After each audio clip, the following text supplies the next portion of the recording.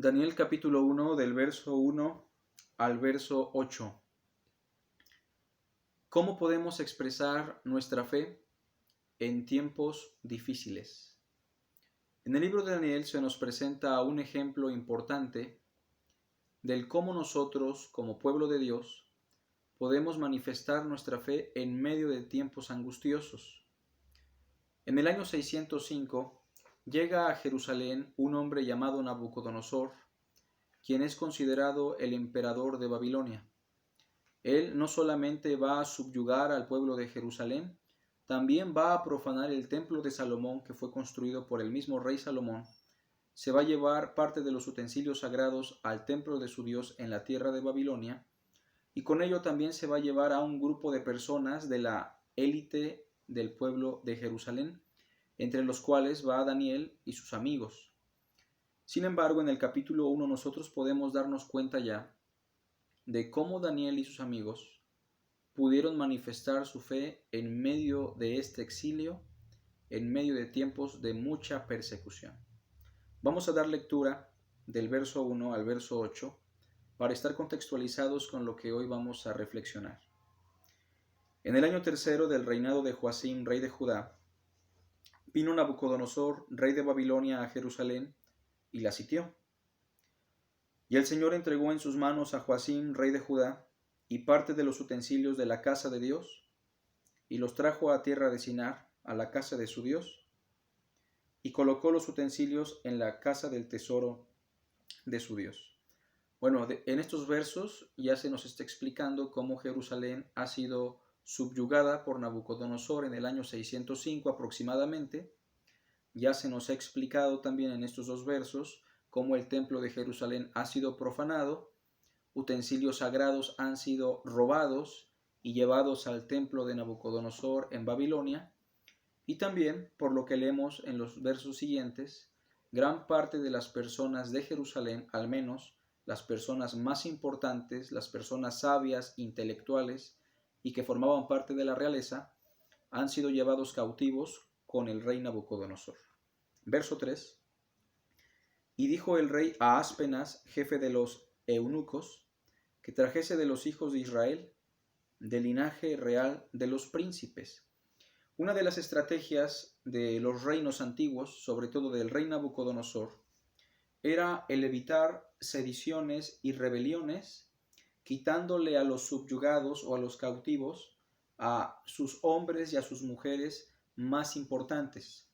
Aquellas personas que eran capacitadas para razonar, aquellas personas que estaban capacitadas intelectualmente para provocar estrategias y así fracturar el imperio de Nabucodonosor, eran personas que se enclaustraban dentro del palacio regularmente, eran reformadas y adoctrinadas de acuerdo a la concepción de los babilonios, y así la gente del vulgo del pueblo de Jerusalén se quedaba a expensas únicamente de lo que escuchaban de los babilonios. Así que al quitarle a las personas más sabias al pueblo del vulgo, se evitaban las rebeliones. Por otra parte, este tipo de personas que formaban parte de la realeza eran adoctrinadas de tal forma que se olvidaban de su cultura, se olvidaban de sus ciencias, se olvidaban de su religión, incluso se llegaban a olvidar de su identidad. Esta estrategia no solamente la va a usar el rey Nabucodonosor, años después la va a usar también Alejandro el Magno y los griegos, a lo que se conoció como la helenización. Bueno, entonces, el rey Nabucodonosor le pide al jefe de los eunucos que traiga de los hijos de Israel, del linaje real de los príncipes. Muchachos, dice el verso 4. La palabra hebrea que aparece ahí en muchachos es una palabra que denota a niños, a jóvenes que aún no han llegado a la madurez, tanto intelectual como física. Por esta palabra podemos entender que Daniel y sus amigos son niños aún, niños que están en una etapa tal vez de madurez, pero que no han llegado a solidificarse como personas maduras. En ese sentido debemos entender que Daniel y sus amigos ya han pasado por cosas terribles, ya han perdido a familia, han perdido amigos, han perdido su hogar, han perdido su templo, han sido llevados cautivos y ni siquiera han llegado a una edad madura. Sin duda alguna son tiempos difíciles, y aunado a eso, ellos son elegidos para ser adoctrinados y reformados por el rey Nabucodonosor. El rey Nabucodonosor pide ciertas características: muchachos en quienes no hubiese tacha alguna, de buen parecer, enseñados en toda sabiduría, sabios en ciencia y de buen entendimiento, e idóneos para estar en el palacio del rey. El rey Nabucodonosor no solamente pide a aquellas personas que están capacitadas para estar en su palacio, está pidiendo jóvenes, personas muy jóvenes y que ya han sido adoctrinadas previamente en el judaísmo o en el pueblo de los hebreos, con la finalidad de que los más grandes y los más viejos que están próximos a morir se queden sin los jóvenes que son el futuro, que pueden provocar la rebelión, que pueden provocar estrategias que fracturen el reino de los babilonios. Por otra parte, estos jóvenes que son el potencial peligro para Babilonia van a ser adoctrinados y reformados, de manera que el rey Nabucodonosor va a consolidar su imperio de una manera interesante y muy importante.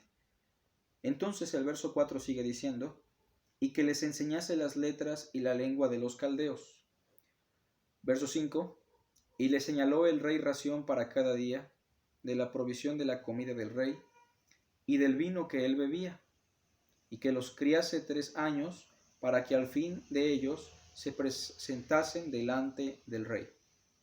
Entre estos estaban Daniel, Ananías, Misael y Azarías, de los hijos de Judá.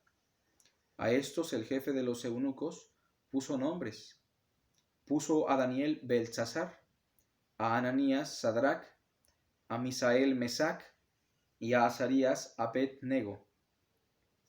Y Daniel propuso en su corazón no contaminarse con la porción de la comida del rey, ni con el vino que él bebía. Pidió, por tanto, al jefe de los eunucos que no se le obligase a contaminarse. Entonces la reflexión de hoy es cómo expresar nuestra fe en tiempos difíciles. En definitiva, lo que nosotros estamos viviendo no se compara con lo que estaba viviendo Daniel y sus amigos. Nosotros hemos sido enclaustrados en nuestras casas. A nosotros se nos ha pedido muy respetuosamente que no nos congreguemos con motivo de tomar medidas sanitarias y evitar el contagio. A nosotros se nos ha pedido que abandonemos nuestros empleos y que de alguna manera tratemos de subsistir hasta que pase esta pandemia. Y yo sé que para muchos hermanos, para muchos hijos de Dios, es un tiempo complicado. Sin embargo, no es comparable con lo que estaba viviendo Daniel y sus amigos. Y para nosotros siempre va a ser fácil, hermanos, como cristianos, expresar nuestra fe cuando estamos en una situación cómoda, cuando podemos ir a la iglesia, cuando podemos predicar, cuando tenemos salud, cuando tenemos trabajo, cuando tenemos el sustento diario. Es muy fácil que nosotros expresemos nuestra fe. Pero ¿cómo vamos a expresar nuestra fe en este tiempo? ¿Qué dice la Biblia en Daniel capítulo 1 sobre el cómo nosotros debemos actuar en relación a los tiempos difíciles? Bueno, pues al menos en el capítulo 1 se nos dan 3 aspectos a resaltar sobre el cómo podemos expresar nuestra fe. Bueno, antes de llegar a eso, me gustaría recapitular lo que estamos diciendo. El rey Nabucodonosor no solamente se ha llevado cautivo a Daniel y a sus amigos. El rey Nabucodonosor está provocando una reforma en 3 áreas de la vida de Daniel y de la vida de los jóvenes que lo acompañan. En primer lugar, se está provocando una reforma cultural. El rey Nabucodonosor está buscando cambiar la mentalidad, el intelecto, las ciencias, la cultura de Daniel. Si ustedes notan en el verso 4, se dice que estos muchachos, que ya venían adoctrinados del pueblo de Jerusalén, con la ley de Dios, con la sabiduría de los hebreos, ahora van a ser colocados en el palacio del rey, a merced no del Señor de los ejércitos, sino a merced del Señor Nabucodonosor. Y la finalidad es que ellos aprendan las letras y la lengua de los caldeos. No debemos ignorar, hermanos, que ellos estuvieron sometidos a doctrinas paganas, entre las cuales estaba la alquimia de los babilonios, estaban las matemáticas, la magia, cosas buenas y cosas malas. Sin embargo, hasta este punto Daniel y sus amigos son tolerantes y no quieren rebelarse ante la autoridad del rey Nabucodonosor. Hasta este punto hay una reforma cultural en la cual Daniel y sus amigos han cedido, han tenido sabiduría y discernimiento para ceder. Pero vean cómo el rey Nabucodonosor ya está buscando reformar la vida de estos jóvenes, su mentalidad, tratando de influenciarlos con sus ciencias, sus letras, su lengua. En segundo lugar, el rey Nabucodonosor también está provocando una reforma en su alimentación. En el versículo 5 se nos dice que el rey señaló ración para cada día, de la comida que él mismo obtenía diariamente y del vino que él bebía. Y la finalidad es que ellos fueran criados 3 años, alimentados de esta forma, no solamente con la finalidad de que ellos comieran día con día. El rey Nabucodonosor era un hombre sabio y muy inteligente.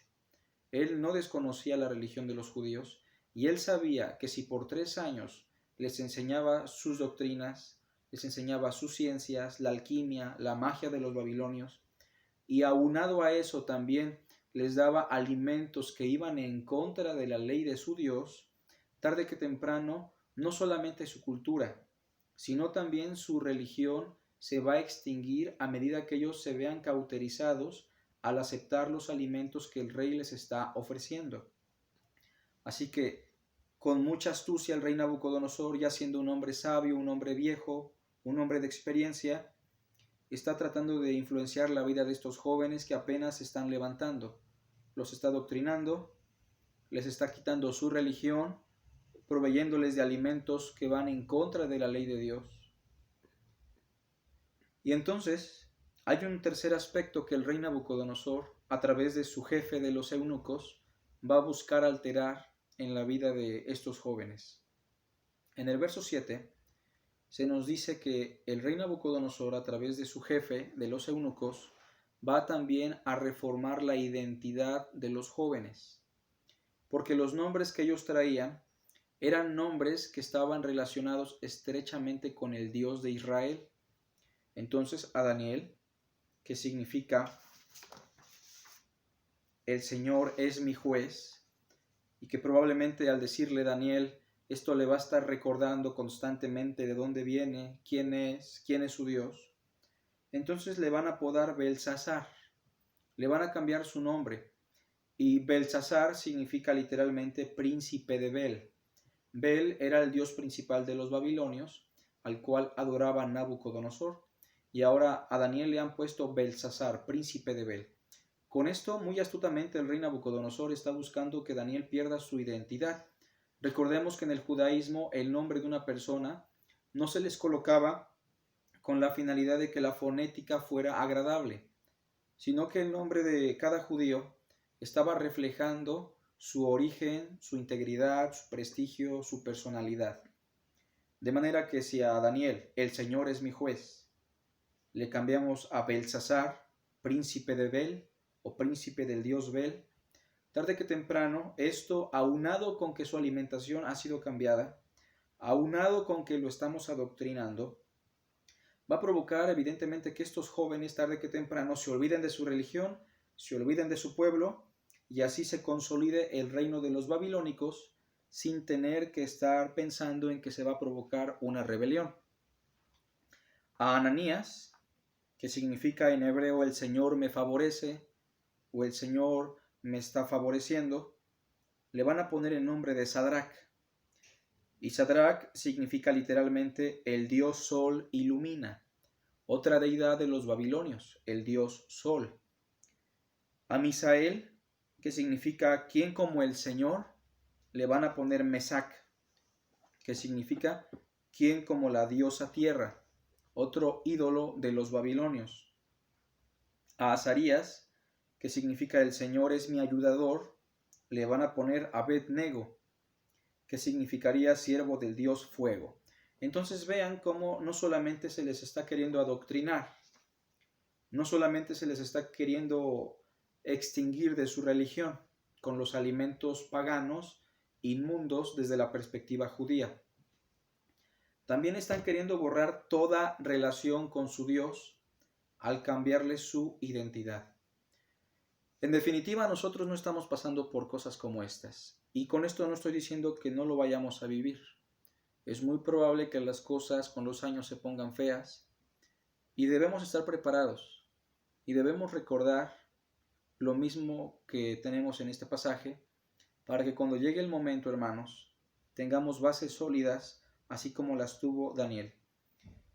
Daniel entonces ha cedido a muchas cosas, pero cuando Daniel se da cuenta que la comida es comida inmunda y que va en contra de los principios que relata la Torá en Levítico, Daniel entonces va a expresar su fe. Y de eso trata el tema de hoy, hermanos. ¿Cómo vamos a expresar nuestra fe en medio de la persecución, en medio de los tiempos difíciles? O ya contextualizándonos, ¿cómo vamos a expresar nuestra fe en tiempos de pandemia? Bueno, Daniel ha cedido al adoctrinamiento. Daniel no tiene problema con aprender alquimia, no tiene problema con aprender matemáticas, no tiene problema incluso con aprender magia. Él sabe que de alguna manera su fe está arraigada en Dios. Cuando digo magia, no estoy hablando de magia negra o cosas como estas, estoy hablando más bien de astrología, cosas concernientes a los babilonios.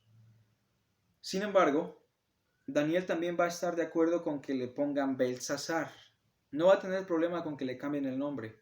Él sabe cuál es su identidad, él sabe quién es y de dónde viene. Él sabe quién es su Dios. Pero cuando ya se le está obligando a que coma alimentos inmundos que directamente Dios ha prohibido, entonces Daniel va a manifestar su fe.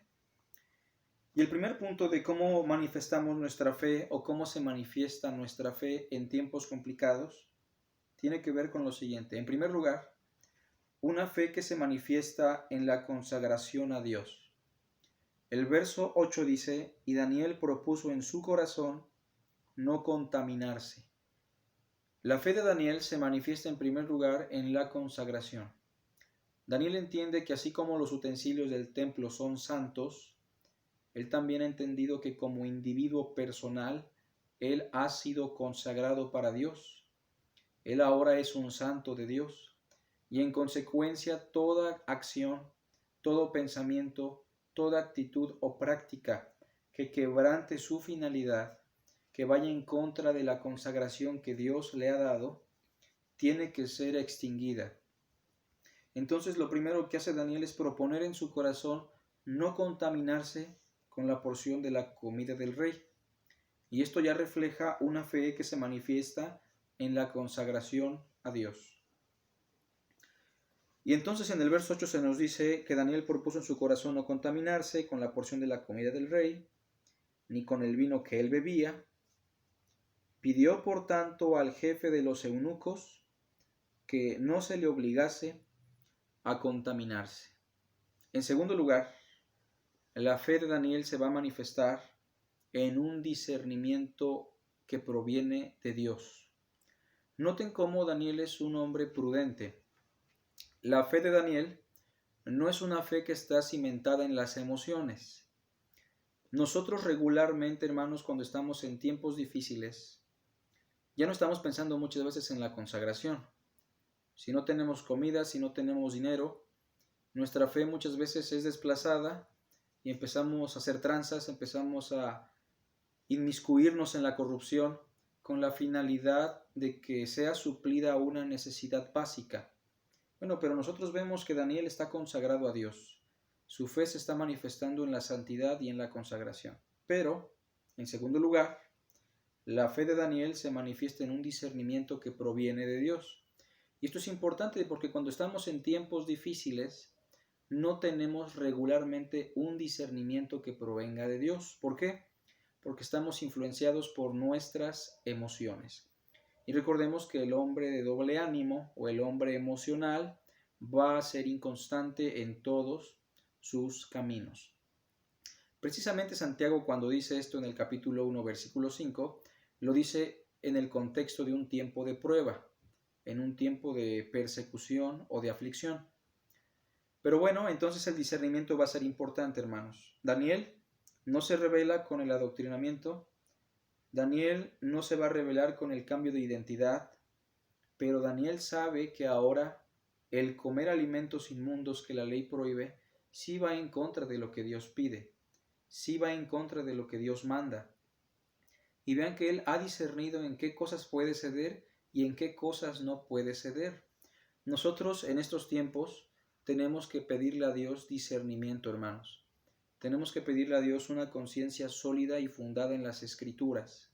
Por ejemplo, hay hermanos que me dicen, hermano, debemos congregarnos porque Dios dice que nos debemos congregar. Una persona me decía en la semana, hay un amigo que acaba de tener un familiar en su casa que falleció por COVID. Yo lo quiero visitar porque estoy preocupado por la persona, porque yo quisiera que la persona escuche de Dios, quiero consolarle, yo quiero que se salve. Bueno, todas estas decisiones tienen que ser pesadas a la luz del discernimiento bíblico, porque cuando nosotros somos impulsados por nuestras emociones, cuando nuestro impulso emocional humano es colocado como la premisa máxima, regularmente estamos quebrantando principios bíblicos muy importantes. Debemos tener un discernimiento, hermanos, sobre todo en lo que estamos viviendo, porque no podemos quebrantar un principio bíblico para cumplir otro principio bíblico. Entonces debemos de ser congruentes, debemos de ser sabios y debemos preguntarnos qué dice la Escritura sobre el cómo yo debo actuar. Entonces, hay situaciones en las cuales sí tenemos que someternos a la autoridad, hay situaciones en las cuales sí tenemos que tener prudencia, hay situaciones en las cuales no debemos ser prudentes, debemos estar dispuestos a predicar por encima de todo, pero sí tenemos que discernir dependiendo la situación que estemos viviendo. En el caso de Daniel, vean que él no hace una huelga, él no hace una marcha. Lo que Daniel hace es pedirle muy respetuosamente al jefe de los eunucos que por favor no se le obligue a contaminarse. Vean que incluso la actitud de Daniel es una actitud respetuosa, claro, con una gran convicción de que él sabe que no se puede contaminar. Pero desde mi punto de vista, hermanos, creo que esto tiene que ver mucho con lo que estamos viviendo. Yo creo que es muy prudente que no nos congreguemos si esto está provocando un mal testimonio, si personas están muriendo, si personas están siendo infectadas por el virus. Creo que es muy prudente que nos enclaustremos en nuestra casa y desde ahí veamos la manera de escuchar la palabra, de predicar la palabra, siendo conscientes de que nuestras autoridades no nos están prohibiendo la fe, no nos están prohibiendo tajantemente el que ya no nos congreguemos. Están buscando la colaboración de todas las organizaciones, tanto religiosas como también organizaciones económicas, para que el pico de la pandemia mengüe.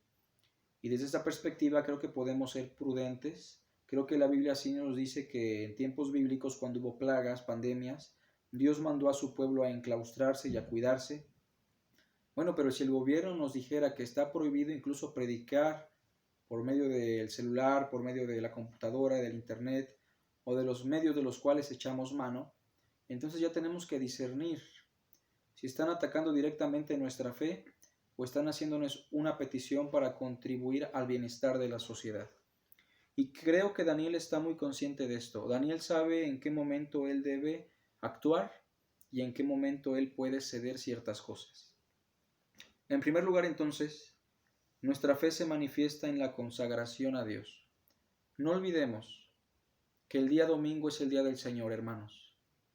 El domingo no es el día para salir al tianguis, el domingo no es el día de la familia, el domingo no es el día de ir al parque, el domingo no es el domingo para ver películas.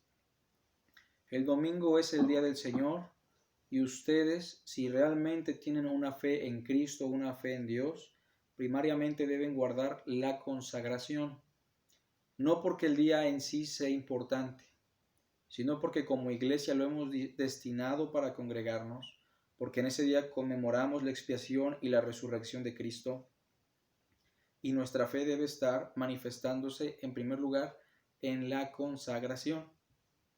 El hecho de que no nos congreguemos no significa que nuestro ministerio ha quedado frenado.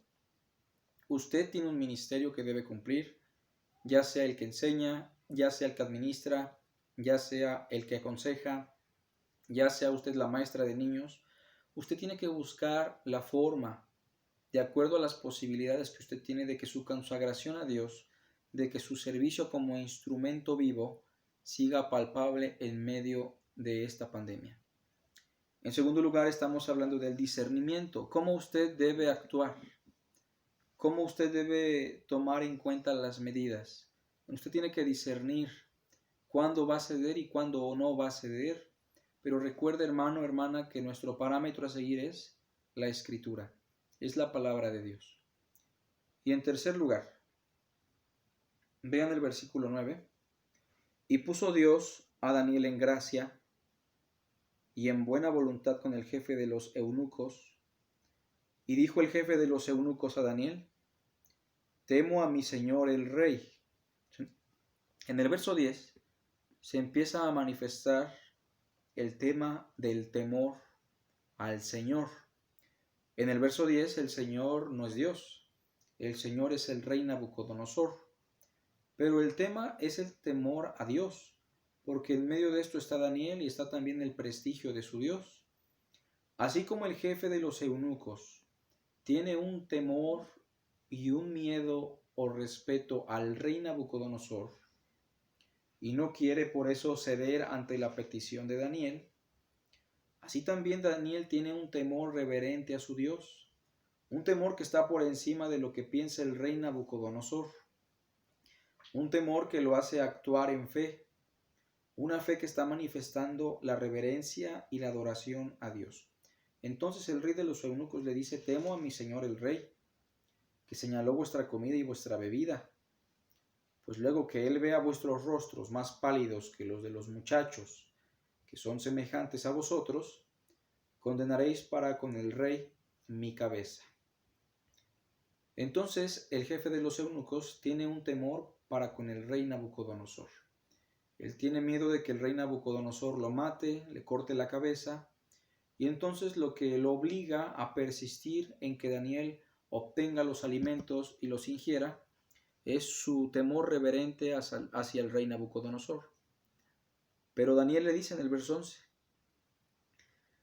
le dice lo siguiente: entonces dijo Daniel a Melzar, que estaba puesto por el jefe de los eunucos sobre Daniel, Ananías, Misael y Azarías: te ruego que hagas la prueba con tus siervos por 10 días, y nos den legumbres a comer y agua a beber.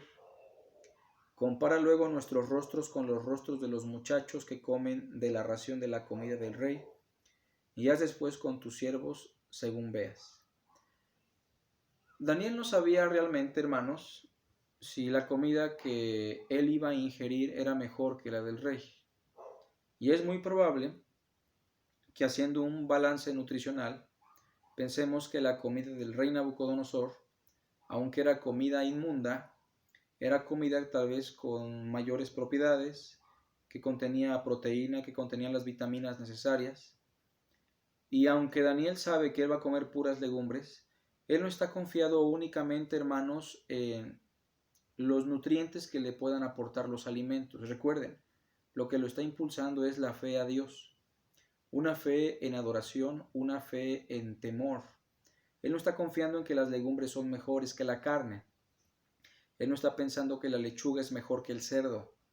Él está pensando en que Dios va a respaldar su acto de fe porque él ha manifestado una fe que teme a Dios. ¿Cómo debemos actuar entonces? ¿Cómo debemos manifestar nuestra fe en tiempos difíciles? Manifestando una fe que se caracteriza por el temor a Dios. Y bueno, ¿qué es el temor a Dios? El temor a Dios no solamente es terror o miedo a Dios. Y con esto no estoy diciendo que no debamos temerle a Dios, no debamos tenerle miedo. Isaías dice que el Señor sea nuestro miedo y sea nuestro terror. Pero el temor a Dios es más que miedo. En Deuteronomio se dice: al Señor tu Dios temerás, y a Él solo servirás, y por su nombre jurarás. Y cuando Cristo es tentado en el desierto por el diablo, precisamente cita este verso del Deuteronomio, en donde se habla del temor a Dios, Y Cristo le dice a Satanás, vete Satanás, porque escrito está, al Señor tu Dios adorarás. Vean cómo Cristo no dice al Señor tu Dios temerás, sino al Señor tu Dios adorarás. ¿Y qué es el temor a Dios? Pues Cristo lo ha explicado muy bien. El temor a Dios es adoración a Dios. En ese sentido, nuestra máxima adoración a Dios se va a reflejar en una fe consciente que está buscando confiar en Dios por encima de lo humano o de lo terrenal. Por eso les animamos, hermanos, a que ustedes no teman al virus, no le teman a la escasez, no le teman a la falta de trabajo, teman a Dios, adoren a Dios, estén dispuestos en confiar en Dios. Tenemos entonces aquí una historia en donde se nos está manifestando el cómo actuar en tiempos complicados, cómo manifestar nuestra fe en tiempos difíciles. En primer lugar dijimos en la consagración a Dios, en segundo lugar en el discernimiento y en tercer lugar en el temor a Dios. Seguimos la próxima semana con el capítulo 2. Que Dios les bendiga, hermanos, que tengan un buen fin de semana.